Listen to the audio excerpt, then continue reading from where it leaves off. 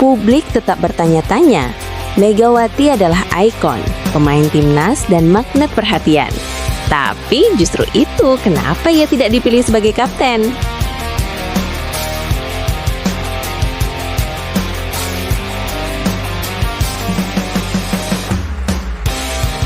Mega datang tapi bukan kapten, ada retak tak terlihat.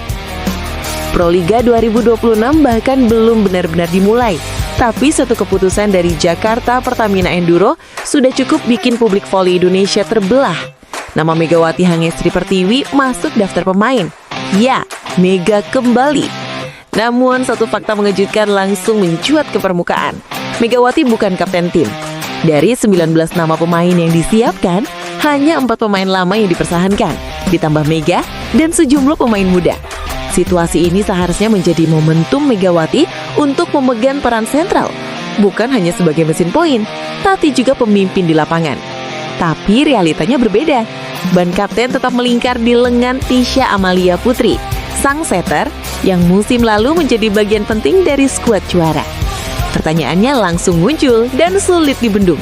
Ada apa sebenarnya di internal Pertamina? Apakah ini murni keputusan teknis atau ada keraguan terhadap peran Megawati? Di tengah ekspektasi besar publik, keputusan ini seperti api kecil yang siap menyulut debat besar.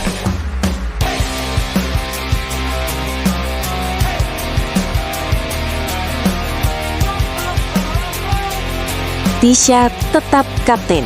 Keputusan logis atau sinyal tegas? Menahan Tisha Amalia Putri sebagai kapten bukan keputusan sembarangan. Ia adalah setter utama, otak permainan, dan figur yang sudah menyatu dengan sistem tim juara musim lalu. Dalam dunia voli, setter bukan sekedar pengumpan. Ia pengatur tempo, pembaca situasi, dan penghubung emosi tim. Dan Pertamina Enduro memilih stabilitas ketimbang sensasi. Namun publik tetap bertanya-tanya, Megawati adalah ikon, pemain timnas, dan magnet perhatian. Tapi justru itu yang membuat keputusan ini terasa keras. Apakah manajemen ingin menegaskan satu hal? Di Pertamina, tidak ada pemain yang lebih besar dari tim. Atau justru, apakah ini sinyal bahwa performa Megawati sedang benar-benar dipantau, bukan lagi jadi pusat kekuatan? Keputusan ini jelas bukan tanpa risiko. Karena jika Pertamina terpeleset di awal musim, isu kepemimpinan akan jadi sasaran pertama.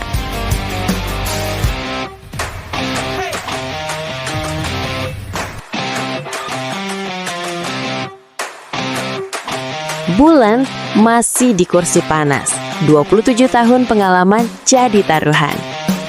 Jakarta Pertamina Enduro tetap mempercayakan kemudi tim pada Bulan Karslioglu, pelatih asal Turki dengan 27 tahun pengalaman.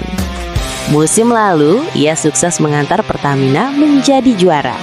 Tapi justru karena itulah tekanannya kini berlipat ganda. Mempertahankan lebih sulit, kata Chief Demission Wari Prayogi dalam acara pengenalan tim. Semua tim kini mengejar, semua lawan membaca pola permainan Pertamina, dan semua strategi juara musim lalu tak lagi rahasia. Menariknya, ini adalah tahun kedua Bulan.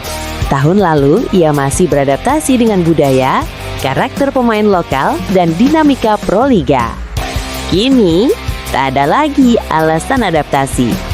Jika musim ini gagal, sorotan tak hanya ke pemain, kursi pelatih akan ikut berguncang.